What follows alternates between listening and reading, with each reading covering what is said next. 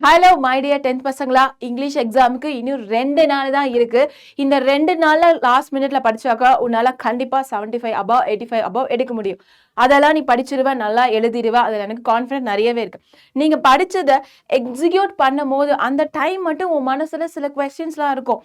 எங்கெல்லாம் மார்க் நமக்கு கம்மி பண்ணுவாங்க? பேராகிராஃப்க்கு எத்தனை பேஜ் எழுதணும்? சினாப்சிஸ் போடணுமா? தீம் பாக்ஸ் போடணுமா? மாரல் எழுதணுமா?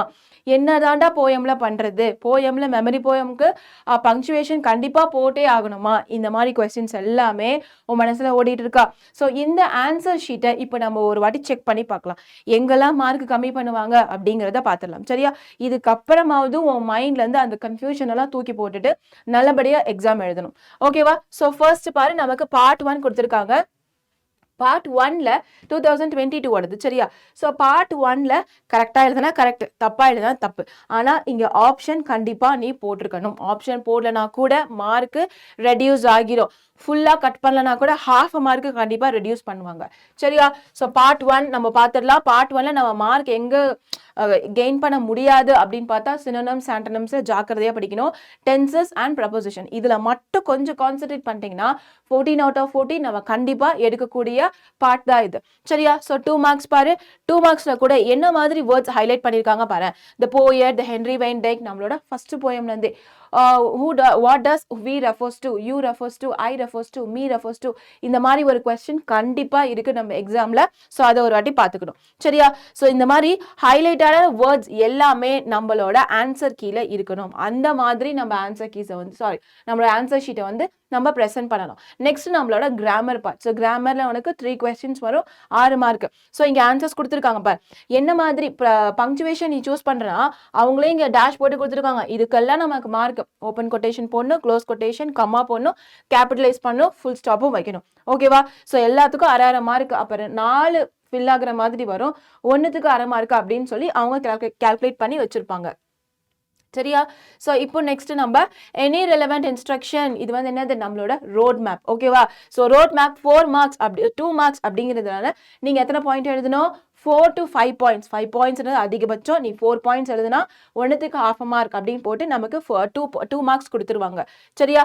ஸோ செக்ஷன் நெக்ஸ்ட்ல பாருங்க, 5 மார்க்ஸ் கொஸ்டின். நீ 5 மார்க்ஸ் கண்டிப்பா ஒரு 5 மார்க்ஸ் பேராகிராஃப் அப்படின்னு நான் சொல்லும் போது நீங்கள் பேராகிராஃபாகவும் எழுதலாம். அந்த பேராகிராஃப்க்கு சப்ஹெட்டிங் கொடுத்து தான் எங்கள் ஸ்கூல் எழுத சொல்லியிருக்காங்க அப்படின்னாலும் எழுது. தீம் பாக்ஸ் போட்டு எழுது, எப்படி வேணாலும் எழுது. ஆனால் ஒரு 2 பேஜ் வர மாதிரி கேரி பண்ணுற மாதிரி நம்ம பார்த்துக்கணும். அந்த 2 பேஜ்லையும் கதைலாம் எழுதாமல் உண்மையை கதையை விச் மீன்ஸ் நம்மளோட ஆன்சரை கரெக்டாக எழுதி இதில் இருக்கிற கீவேர்ட்ஸ் இருக்கிற மாதிரி நம்ம ஃபிக்ஸ் பண்ணணும். ஸோ எந்த மாதிரி கீவேர்டுன்னு எனக்கு எப்படி தெரியும்? அது எல்லாமே நம்மளோட லைவ் செஷனில் நான் தனித்தனியாக காட்டியிருக்கேன். அதை ஒரு வாட்டி செக் பண்ணி பார்த்துருங்க. சரியா? ஸோ நம்மளுக்கு அவங்க ஆன்சர் கீழே கொடுத்துருக்கிறதே இவ்வளோதான் இருக்கும்.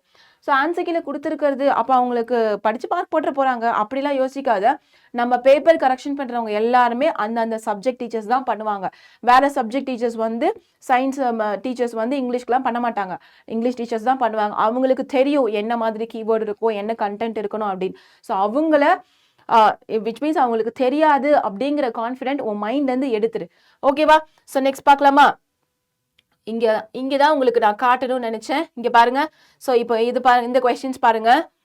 எங்கெல்லாம் நம்மளோட 35th question 5 mark question, 4 poetic lines கொடுத்துருவாங்க. அந்த 4 லைன்லேருந்து 4 கேள்வி கேட்பாங்க. என்னது? ரைமிங் வேர்டு, ரைமிங் ஸ்கீமு, ஒரு figure of speech, alliteration word. அப்போது 4 கொஸ்டினுக்கு 5 மார்க். அப்போ நம்ம என்ன பண்ணணும்? ஒன்று ரைமிங் வேர்டு, இல்லைன்னா ரைமிங் இதில். சரியா? இந்த ஆலிட்ரேஷன்ல ஏதோ ஒரு இடத்துல நீ என்ன பண்ணணும்? 2 கொடுத்து எழுதும். இந்த மாதிரி 2 இடத்துலையும் வேண்டாம், ஏதோ ஒரு இடத்துல 2 கொடுத்து மொத்தம் உன்னோட ஆன்சர் 5 ஆன்சராக இருக்கணும். அப்போதான் உனக்கு 5 மார்க். 4 கொஸ்டின் தானே, நான் 4 தான் எழுதுவேன் அப்படிலாம் அடம் பிடிக்க கூடாது. அப்போ உனக்கு 4 மார்க் தான் போடுவாங்க. ஓகேவா? ஸோ இந்த கொஸ்டின் அட்டன் பண்ணும்போது கேர்ஃபுல்லாக பண்ணணும். அதே மாதிரி பேராஃப்ரேஸ்க்கு. ஸோ பேராஃப்ரேஸ்க்கு பாரு, ஏதாவது relevant 5 points related to that line. So இப்படிதான் லைன்ஸ் இருக்கணும்ல அவங்க எதுவுமே சொல்லலை. சரியா? நெக்ஸ்ட் பார்க்கலாமா? ஸோ இது நமக்கு சப்ளிமெண்ட்ரி. ஸோ இதெல்லாம் ஓகே, நீங்கள் பண்ணிடுவீங்க. இந்த ஜென்ரல் செக்டார் வாங்க. நம்மளோட ஸ்கில்டு பேஸ்ட் கொஸ்டினில் நீ அட்வர்டைஸ்மெண்ட்டில் 1 மார்க் எதுக்கு கொடுக்குறாங்க? நீ அவுட்லைன் பென்சில் ஸ்கேல் எடுத்து போட்டால் 1 மார்க். நீ அந்த அவுட்லைன் போடலை அப்படின்னா மார்க்கு கட் ஆகிரும். அதனால தான் அவுட்லைனுக்கு ஒரு மார்க்குன்னு தெளிவாக மென்ஷன் பண்ணி கொடுத்துருக்காங்க. ஞாபகம் வச்சுக்கோ, ஸ்கேல் எடுத்துகிட்டு போ. சரியா? நெக்ஸ்ட் டைட்டில், அவங்களே டைட்டில் கொடுக்குறாங்க, கொஸ்டினில் கொடுக்க போகிறாங்க, அதை தூக்கி நீ அந்த டப்பாக்குள்ளே எழுத போகிற. நெக்ஸ்ட் அட்ரஸ்க்கு ஒரு மார்க்கு, பிக்சருக்கு ஒரு மார்க்கு. கண்டிப்பாக ஒரு பிக்சர் நீ வரைஞ்சே ஆகணும். சரியா? ஸோ நீ என்ன பண்ணலாம் அப்படின்னா, சும்மா ஒரு ஷூ பிக்சர், ஒரு பேகு, ஒரு ஸ்டேஷனரி ஐட்டமில் என்னென்னா ஒரு பிளாக் அண்ட் ஒயிட் பிக்சர் இருக்கும், நீ நெட்டில் போட்டு பார்த்தனா அதோட ஸ்கெட்சை மட்டும் ஒரு வாட்டி கையால் வரைஞ்சு பாரு. டேரெக்டாக போய் நான் வந்து பப்ளிக்கில் தான் எக்ஸிக்யூட் பண்ணுவேன் அப்படிலாம் யோசிக்காத. இந்த மாதிரி சின்ன சின்ன விஷயங்கள் நம்ம ஒர்க் அவுட் பண்ணிட்டோம் அப்படின்னா டைம் மேனேஜ்மெண்ட் அப்படிங்கிறது நம்மளால நல்லாவே பண்ண முடியும். ஓகேவாடா? ஸோ நம்மளுக்கு நெக்ஸ்ட் லெட்டர் ரைட்டிங் கொடுத்துருக்காங்க. ஃப்ரம் அண்ட் டுக்கு ஒரு மார்க்கு, டேட் அண்ட் சால்யூட்டேஷனுக்கு ஒரு மார்க்கு, பாடி ஆஃப் த லெட்டருக்கு ஒரு மார்க்கு, சப்ஸ்கிரிப்ஷன் அண்ட் சூப்பர் சப்ஸ்கிரிப்ஷனுக்கு ஒரு மார்க்கு. சரியா? ஸோ பாடி ஆஃப் த லெட்டருக்கு 2 மார்க்ஸ் கொடுத்துருக்காங்க. அதனால ஒரு 10 லைன் 15 லைன்லாம் எழுத தேவையில்லை. ஒரு 5, 6, 7 இதுக்குள்ளே முடிக்கிற மாதிரி நம்ம பார்த்துக்கணும். ஏன்னா அது 2 மார்க்கு தான் கேரி ஆகுது. நீ 12 லைன் எழுதினாலும் 2 மார்க்கு தான், 20 லைன் எழுதினாலும் 2 மார்க்கு தான், 7 லைன் எழுதினாலும் 2 மார்க்கு தான். ஓகேவா? ஸோ எங்கெல்லாம் மார்க் டிவைட் பண்ணியிருக்காங்க அப்படிங்கிறத கரெக்டாக தெரிஞ்சுட்டு போ. ஃப்ரம்முக்கு 2க்கு பக்கத்தில் பங்க்சுவேஷன் வருமா? வராது. அப்போ நீ பங்க்சுவேஷன் போட்டனா உனக்கு அங்கே ½ மார்க்கு கட் ஆயிரும். இப்படி தான் மார்க் வந்து கேல்குலேட் பண்ணுவாங்க. சரியா? ஒட்டுமொத்த லெட்டர் ரைட்டிங்குலாம் பார்க்க மாட்டாங்க. லெட்டர் ரைட்டிங்கே இத்தனை சப்டிவிஷன்ஸ் இருக்கு மார்க் கொடுக்கறதுல. சரியா? Notice writing. ஸோ நோட்டீஸ் ரைட்டிங்க்கு எப்படி name of the institution box எல்லாம் போடுவோம், அதுக்கு மார்க் கிடையாது. பாக்ஸ்க்கு வரும், இதுக்கு மட்டும் அட்வர்டைஸ்மெண்ட் தான் பாக்ஸுக்கு மார்க். இங்கேயும் பாக்ஸ் நீ போடணும், ஆனால் அதுக்கு மார்க் கிடையாது. சரியா? So name of the institution, என்ன ப்ரோக்ராம் அது ஒன்று எழுத போகிறோம், அதுக்கு மேலே நோட்டீஸ் அப்படின்னு எழுத போகிறோம். அது 3த்துக்கும் சேர்த்து நமக்கு ஒரு மார்க் கொடுத்துருவாங்க. ஸோ டேட்டு, வென்யூ இந்த கார்னரில் எழுத போகிறோம். சரியா? அதுக்கு ஒரு மார்க். கண்டென்ட். ஸோ கண்டென்ட்னா என்ன? ஆல்ரெடி அவங்க கொஸ்டினை 2 லைன் கொடுத்துருப்பாங்க, அதை நீ ப்ரீஃபாக நரேட் பண்ணி 4 லைனுக்கு எழுத போகிற. அதுக்கு உனக்கு 2 மார்க்கு. கீழே for further detail contact the undersigned அப்படின்னு சொல்லிட்டு உன்னோட பேர், உன்னோட டெசிக்னேஷன் என்ன, ஸ்கூல் எஸ்பிஎல்லா இல்லை கிளாஸ் லீடரா, மானிட்டரா அப்படிங்கிறத அங்கே எழுத போகிற. ஸோ அதுக்கு உனக்கு ஒரு மார்க். இப்போ நீ வந்து இங்கே இது எழுதலைன்னு நினச்சிக்கோயேன், உன்னோட பேருக்கு நீ போடலை, கீழே வந்து அண்டர்சைனையும் கொடுக்கல அப்படின்னா ஒரு மார்க்கு கட்டு. அப்போ மிச்சம் இந்த 4 மார்க்கு உனக்கு கையில் இருக்கும். ஓகேவா? ஸோ எங்கெல்லாம் மார்க் கட் ஆகும் அதை தெரிஞ்சுக்கோ, அப்போதான் உனக்கு அந்த பயம் போகும். ஸோ நோட் அண்ட் சம்மரி பாரு. ஸோ டைட்டில், சம்மரிக்கு நம்ம டைட்டில் கண்டிப்பாக போடணும், நீ ரஃப் காப்பியும் போடணும், ஃபேர் காப்பிக்கும் போடணும். சரியா? ஸோ டைட்டில் போடணும், ரஃப் காப்பிக்கு 2 மார்க்கு, ஃபேர் காப்பிக்கு 2 மார்க். ஓகேவா? நெக்ஸ்ட் நோட் பாரு. ஸோ டைட்டிலுக்கு ஒரு மார்க் இருக்கு, மற்ற இருக்கிற எழுத போற அந்த நோட் மேக்கிங் விச் மீன்ஸ் அந்த பேராகிராஃப் எழுதுவ இல்லையா, அதுக்கு உனக்கு 4 மார்க். ஸோ அதில் நீ கிராமட்டிக்கல் மிஸ்டேக் இல்லாமல் வித் ஆர் வித்தவுட் ஐஃபன், அங்கே எங்கெல்லாம் ஐஃபன் வரும், பங்க்சுவேஷனு இதெல்லாம் பார்த்து நீ எழுதுனா உனக்கு அதில் ஃபுல் மார்க் கிடைக்கும். ஓகே? ஸோ நெக்ஸ்ட் நமக்கு இது ஸ்பாட் த எரர். அண்ட் இப்போ இங்கே வரலாம். ஸோ இங்கே பாருங்க, போயம் இப்போதான் நான் உங்ககிட்ட சொன்னேன். ஸோ இதை நீங்கள் காலையிலேருந்து என்ன கேட்டுட்டு இருக்கீங்க. போயமில் அதிகமாக பங்க்சுவேஷன் எப்போ பார்ப்பாங்க தான், நான் சொன்ன பார்ப்பாங்க. ஆனால் எப்போ பார்ப்பாங்க அப்படின்னா, இப்போ ஒரு பையனோ பொண்ணோ சரியா 99 மார்க் எடுத்துட்டான், இந்த 99.5 எடுத்துட்டான், இல்லை 100 எடுத்துட்டான்னு வச்சுக்கோ, அந்த 100க்கு கரெக்டாக இங்கே தான் பிடிப்பாங்க. ஸோ நீ 100 மார்க் எடுத்திருக்க, அதில் இங்கே ஏதாவது ஒரு பங்க்சுவேஷன் விட்டுருக்கியா அப்படின்னு செக் பண்ணி அதுலேருந்து மார்க் குறைக்கிறதுக்கு வாய்ப்பு இருக்குது. ஸோ 100 மார்க்ஸ் யாரெல்லாம் எய்ம் பண்ணியிருக்கீங்களோ இந்த போயம் பங்க்சுவேஷன் கம்பல்சரியாக பார்ப்பாங்க. நீ 100 எடுத்தனா, இல்லை அதுக்கு கம்மியாக மார்க் எடுத்தீங்க அப்படின்னா இதில் பங்க்சுவேஷன் மோஸ்ட்டாக பார்க்க மாட்டாங்க. ஓகேவா? ஸோ 100 எடுத்தவங்களுக்கு பேப்பரில் என்ன குறைகள் இருக்குன்னு கண்டுபிடிக்கிறதுக்கு இது ஒரு டெக்னிக். சரியா? ஸோ இங்கே நெக்ஸ்ட் சப்ளிமெண்ட்ரி. நெக்ஸ்ட் 8 மார்க்ஸ்க்கு நமக்கு எப்படி கொடுக்குறாங்க. ஸோ டைட்டிலுக்கு, டைட்டில்னா என்ன, அந்த பாக்ஸ் நீ போட போற, நீ பாக்ஸ் போட்டாலும் ஓகே, டைட்டில் போட்டாலும் ஓகே, இல்லை அந்த பேரை எழுதி வச்சு எழுதினாலும் ஓகேடா, அதுக்கு ஒரு மார்க்கு. மாரலுக்கு கண்டிப்பாக மார்க் இருக்குது. நான் சொன்ன எல்லா லெசனுக்கும் மாரல் நான் இன்னைக்கு காலையில் தான் கொடுத்தேன், அந்த செஷனில் போய் கண்டிப்பாக பாரு. தனியாக பிடிஎஃப் வேணும்னா எனக்கு கமெண்ட் பண்ண, நான் அதையும் சேர்த்து கொடுக்குறேன். ஓகேவா? So title and moral 1 mark போயிடுச்சு. நடுவில் நீ எழுத போகிற அந்த சம்மரிக்கு 6 மார்க்குடா. அப்போ 6 மார்க்குக்கு நீ எத்தனை பக்கம் எழுதலாம்? 2-2.5 பக்கம் எழுதாமா? அது வரைக்கும் தான். அது கூட ரொம்ப அதிகம் தான் நான் சொல்கிறது.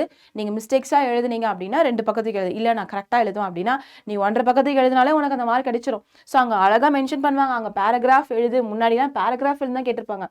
சில பேர் என்ன பார்ப்பாங்க, பேராகிராஃப் தானே கேட்டிருக்காங்க, இவன் எனக்கு சப்ஹெட்டிங்லாம் போட்டு எழுதியிருக்கான் அப்படின்னு கூட நினைக்கிறவங்க உண்டு. ஓகேவா? ஸோ அதனால கரெக்டாக செக் பண்ணி எழுதணும். ஓகே? ஸோ இது 1 இயர் முடிஞ்சிச்சு. செகண்ட் இயர் பாரு 23. ஸோ 21 நமக்கு கொடுக்கல. ஏன் கொடுக்கலன்னா, அப்போ கொரோனா பேட்ச் இருந்ததுனால அந்த ஆன்சர் கீ மட்டும் நமக்கு அவங்க கொடுக்கல. வெறும் கொஸ்டின் பேப்பர் மட்டும்தான் கொடுத்துருக்காங்க. சரியா? அதனால அதுவும் இங்கே இருக்காது. ஸோ 4 இயர்ஸ் இருக்கும். இங்க பாரு அதே தான். அட்வர்டைஸ்மெண்ட் பார்த்தா அதே மார்க் தான் இருக்கும். தென் லெட்டர் பார்த்தா report writing, any relevant 5 points எல்லாமே அதே தான். இப்போ நம்ம ப்ரீவியஸாக என்ன மாதிரி பார்த்தோமோ, எங்கெல்லாம் மார்க் ரிடக்ஷன் பண்ணுவாங்கன்னு பார்த்தோமோ, அது எல்லாமே இங்கே கொடுத்துருக்கேன். சரியா? இன்னொரு ஒரு டவுட் இருக்கும் அவங்க எல்லாருக்கும், ரஃப் காப்பி அடிக்கணுமா? ஆமா அடிக்கணும். இல்லைன்னா அது எப்படி ரஃப் காப்பின்னு தெரியும்? அடிச்சா மட்டும்தான் ரஃப் காப்பின்னு தெரியும். சரியா? நீ அடிக்காம விட்டனா இந்த ரஃப் காப்பிக்கு 2 மார்க்கா? அதுக்கு 1.5 மார்க் கிடைக்கும். அது எதுக்கு நம்ம விடணும்? சரியா? ரஃப் காப்பி நீ கண்டிப்பா அடிச்சுதான் ஆகணும். ஸோ இன்னொரு இயர் பாருங்க, இது வந்து 2025ஓடது. ஸோ ஏ இருக்கு, பி இருக்கு, தென் நம்மளோட 5 மார்க்ஸ் கொஸ்டின் என்ன மாதிரி கொடுத்துருக்காங்க பாரு. இங்க பாரு என்ன மாதிரி கொடுத்துருக்காங்க, பாயிண்டா அதோட ஹைலைட்டடான வேர்ட்ஸ், கீவேர்ட்ஸ் மட்டும் தான் கொடுத்துருக்காங்க. ஸோ நீ உள்ள கண்டென்ட், சென்டென்ஸ் ஃபார்மேஷன் எல்லாமே கரெக்டாக பண்ணுறியா அதை தெரிஞ்சுக்கிறதுக்காக தான் இந்த டெஸ்ட்டே. சரியா?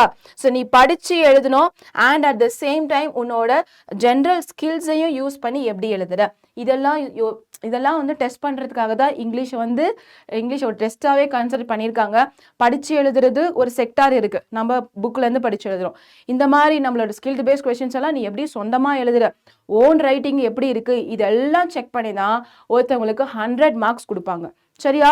ஸோ மோஸ்டா நீ மைண்ட்ல வச்சுக்க வேண்டிய ஒரே விஷயம் என்னன்னா, உனக்கு எப்போ ஃபுல் மார்க் கிடைக்கும் அப்படின்னு பார்த்தா, கிராமட்டிக்கல் மிஸ்டேக் எந்த அளவுக்கு நீ கம்மி பண்றியோ, எந்த அளவுக்கு நில் அப்படின்னு யோசிக்கிறியோ, அப்பதான் உனக்கு 100 மார்க்ஸ் கிடைக்கும்.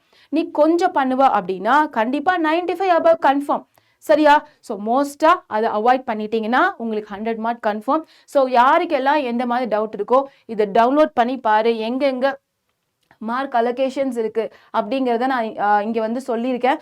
எல்லா இயர் கொஸ்டின் பேப்பர்லையும் ஆன்சர் கீழேயும் இதுதான் இருக்கும். இந்த ஸ்டேட்மெண்ட் வந்து மாறாது. சரியா? இந்த மார்க்கிங் ஸ்கீம் வந்து மாறாது, வெறும் கொஸ்டின் மட்டும்தான் மாறும். Marking scheme will be same for all the year. சரியா? ஸோ இதோட உங்களுக்கு நெக்ஸ்ட் வேற என்ன வேணும் அப்படின்னு கீழே எனக்கு கமெண்ட்ல சொன்னீங்கன்னா நான் உங்களுக்கு ஃபர்தரா அப்லோட் பண்றேன். சரியா? Take care, by.